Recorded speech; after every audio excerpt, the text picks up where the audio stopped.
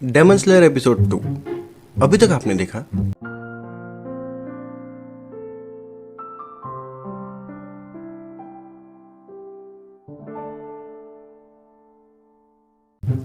आगे बढ़ते हैं। चलते हुए सुबह हो जाती है। तानजीरो एक शख्स से कहता है, सर क्या मैं वो टोकरी और कुछ बाम्बू ले सकता हूँ? वो शख्स कहता है, बिल्कुल तुम ले सकते हो, पर उस टोकरी में बहुत गड्ढे हुए हैं। तानजीरो कहता है, शुक्रिया, मुझे चलेगा, मैं आपको इसके पैसे दे दूंगा। शख्स कहता है, पैसे की कोई ज़रूरत नहीं है, मुझे वैसे भी वो टोकरी की ज़रूरत नहीं है, उसमें ऑलरेडी बहुत गड्ढे हैं। तानजीरो कहता है, प्लीज़ मेरे लिए पैसे ले लीजिए। शख्स कहता है, कोई नहीं, बाम्बू भी तुम ऐसे ही ले जाओ। तानजीरो जबरदस्ती उन्हें पैसे पकड़ा देता है और सामान लेके चला जाता है। तानजीरो एक गुफा के पास जाता है और नेजुको को ढूंढता है। नेजुको नेजुको पर नेजुको एक गड्ढा बना के उसमें बैठी होती है। तानजीरो सोचता है, नेजुको ने गड्ढा क्यों बनाया होगा, और वो जरा खुश नहीं दिख रही है। लगता है उसे धूप जरा अच्छी नहीं लगती। तानजीरो लाए हुए सामान से नेजुको को धूप से बचाने के लिए एक टोकरी बनाता है। तानजीरो नेजुको से कहता है, नेजुको क्या तुम इसमें आ जाओगी? मैं दिन में भी सफर करना चाहता हूँ, मैं तुम्हें उठा के ले चलूंगा। पहले नेजुको आधा ही घुस पाती है। तानजीरो उसे देख के कहता है, नेजुको तुम्हें याद है तुम कल बड़ी हो गई थी, तो क्या तुम वैसे ही अपनी बॉडी को छोटा भी कर सकती हो? और नेजुको अपनी बॉडी को टोकरी के साइज का बना लेती है और दोनों फिर से निकल पड़ते हैं सफर पे।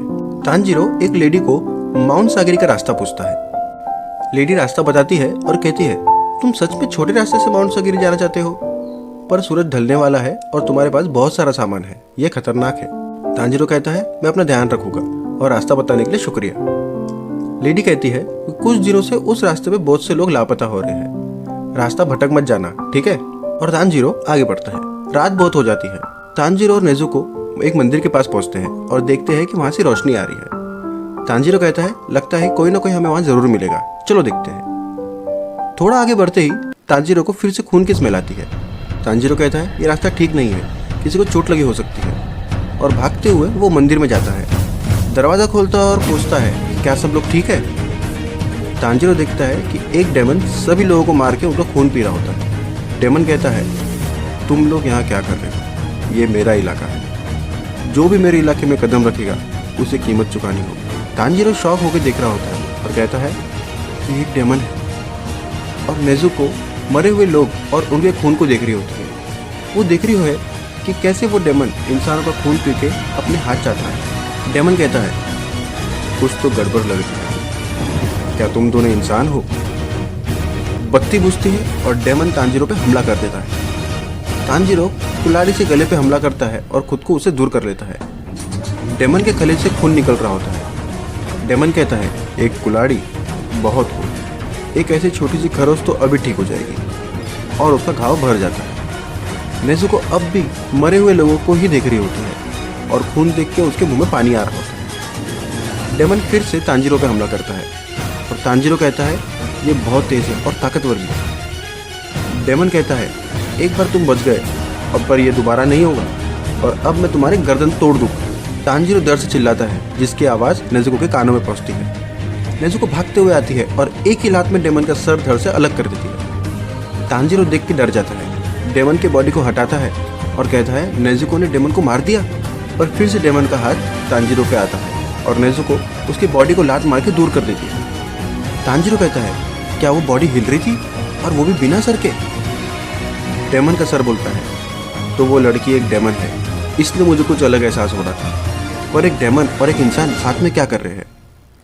तानजीरो ये सोच रहा होता है कि वो बोल कैसे पा रहा है, और तभी डेमन की बॉडी उठ के फिर से नेजुको पे हमला कर देती है। तानजीरो कुल्हाड़ी लेके नेजुको को बचाने आगे बढ़ता है, और तभी डेमन का सर उस पर हमला कर देता है। तानजीरो उसके मुंह में कुल्हाड़ी को डाल के उसे रोक लेता है। डेमन की बॉडी नेजुको को खूब मारती है और उसे घने जंगल में फेंक के उसके पीछे जाती है। तानजीरो सर को लेके खड़ा होता है। तानजीरो कहता है, ये सब क्या है? सर से कौन हाथ निकालता है? मुझे नेजुको की मदद करना है। और तानजीरो अपने सर से एक जोरदार टक्कर मारता है। डेमन की हालत खराब हो जाती है। डेमन कहता है, ये तो पत्थर से भी ज़्यादा कड़क है। तानजीरो फिर एक और टक्कर मारता है और डेमन के सर को कुल्हाड़ी के साथ पेड़ पे दे मारता है, और वहीं उसे अटका के नेजुको की मदद के लिए भागता है। तानजीरो नेजुको को ढूंढता है और उसे बचाने डेमन के बॉडी को लेके कूद जाता है। और वो देखता है कि वो दोनों अब एक घाई में गिर रहे हैं। नेजुको तांजीरो को गिरने से बचा देती है। डेमन की बॉडी गिर के मर जाती है तो डेमन का सर बेहोश हो जाता है। तांजीरो और नेजुको वापस मंदिर के पास आते हैं। तांजीरो हाथ में एक खंजर लिए होता है। वो सोचता है कि न जाने कितने सारे डेमन हो गए। ये वो डेमन की स्मेल नहीं है जो मुझे घर में मिली थी, ये अलग है, पर मुझे फिर भी उसे मारना होगा, नहीं तो ये और पता नहीं कितने लोगों को मारेगा। तांजीरो की सांसें तेज हो जाती है और वो खंजर लिए खड़ा होता है क्योंकि इसके पहले उसने किसी को नहीं मारा था। तभी पीछे से एक शख्स का हाथ आता है। वो कहता है वो खंजर इस डेमन को नहीं मार सकता। तांजीरो सोचता है कि ये मास्क कैसा और मुझे इनके चलने की आवाज़ क्यों नहीं आई। तांजीरो उसे कहता है फिर मैं कैसे मारूं इसे। शख्स कहता है खुद से सोचो, क्या तुम खुद की प्रॉब्लम खुद सॉल्व नहीं कर सकते। तांजीरो सोचता है कुल्हाड़ी मारने से भी उसे कुछ नहीं हुआ था, तो मुझे उसका सिर ही फोड़ना होगा। और तांजीरो एक बड़ा सा पत्थर लिए आगे बढ़ता है। तांजीरो कहता है इसे पूरा मारने के लिए मुझे बार बार इसे पत्थर से मारना होगा, इसे बहुत तकलीफ होगी। क्या कोई और रास्ता नहीं होगा जिसे मैं एक ही बार में इसे मार पाऊँ।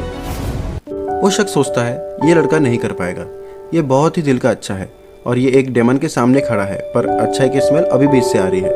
उसमें अब भी रहम है, वो भी डेमन के लिए। गियू, ये लड़का कुछ नहीं कर पाएगा। डेमन का सर होश में आ जाता है और चिल्लाने लगता है। तभी दिन निकलता है और सूरज की किरणें डेमन पे पड़ती है, जिससे डेमन का सर जल जाता है। तांजीरो देखते ही रह जाता है और कहता है क्या इतनी सी धूप भी डेमन्स को पूरा मार सकती है। तभी नेजुको इतना छुप रही थी। तांजीरो नेजुको को ढूंढता है, नेजुको नेजुको, और नेजुको मंदिर के अंदर टोकरी में छुप के बैठी होती है।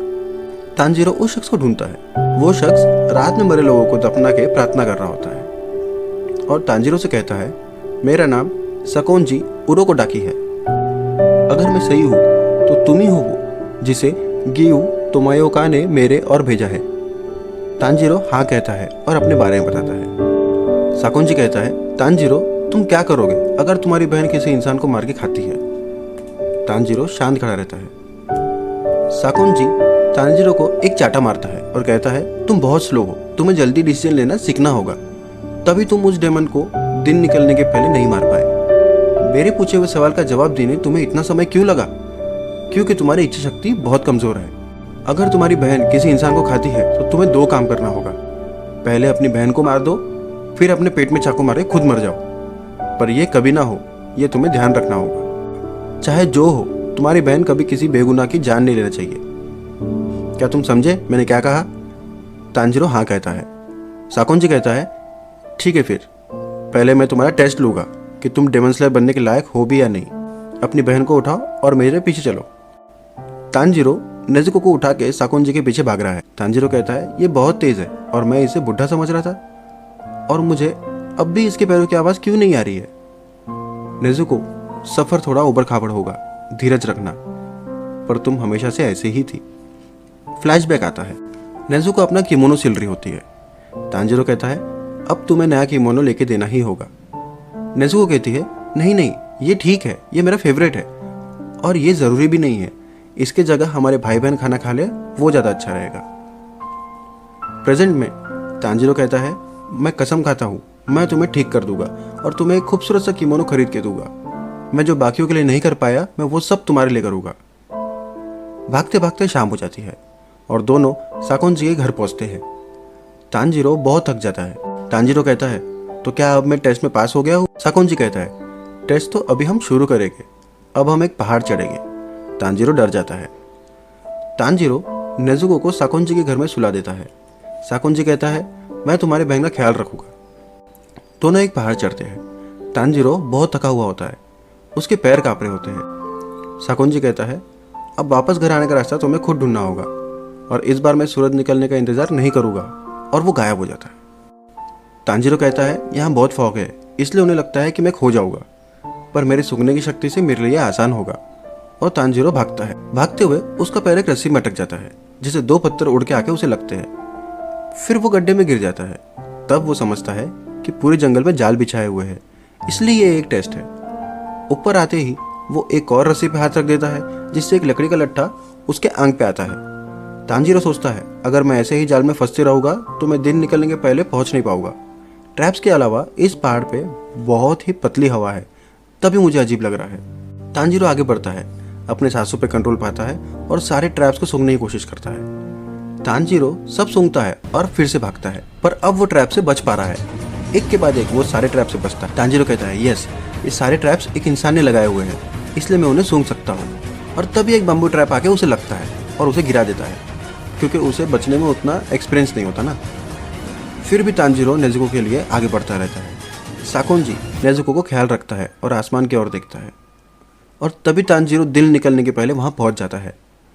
उसकी बहुत हालत ख़राब होती है और वो वहीं बैठे बैठे बेहोश हो जाता है। तांजीरो के साकोंजी से मिलने के पहले गियू साकोंजी को एक लेटर भेजता है, जिसमें लिखा होता है, डियर उरोकोडाकी सर, परेशान करने के लिए माफ़ करना।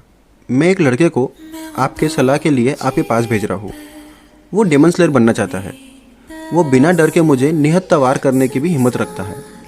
एक डेमन ने उसकी फैमिली को मार दिया, सिर्फ उसकी छोटी बहन बची है जो अब एक डेमन है, पर मुझे भरोसा है कि वो किसी इंसान पे हमला नहीं करेगी। ये दोनों में कुछ अलग ही बात है। लड़के की सूंघने की शक्ति तेज़ है, आप ही की तरह, तो उम्मीद है वो कुछ बड़ा कर पाएगा। मैं चाहता हूँ कि आप उसे ट्रेन करो। प्लीज़ मुझे माफ़ करना ये सब के लिए। अगर मैं गलत नहीं हूँ तो ये सब आगे जाके कुछ मतलब निकलेगा। अपना ख्याल रखना, आपका गियू तोमायोका। साकोंजी तांजीरो की ओर देखता है और कहता है, आज से तुम मेरे स्टूडेंट हो, तांजीरो कामाडो। और एपिसोड 2 ख़त्म। एपिसोड 3 भी जल्दी लाने की कोशिश रहेगी। वीडियो अच्छा लगा हो तो वीडियो पे लाइक ज़रूर करिए और कमेंट में बताइए ये एपिसोड आपको कैसा लगा। चैनल पे सब्सक्राइब करना मत भूलिए, ये हमें आगे बढ़ने में मदद करेगा। मिलते हैं अगले एपिसोड में।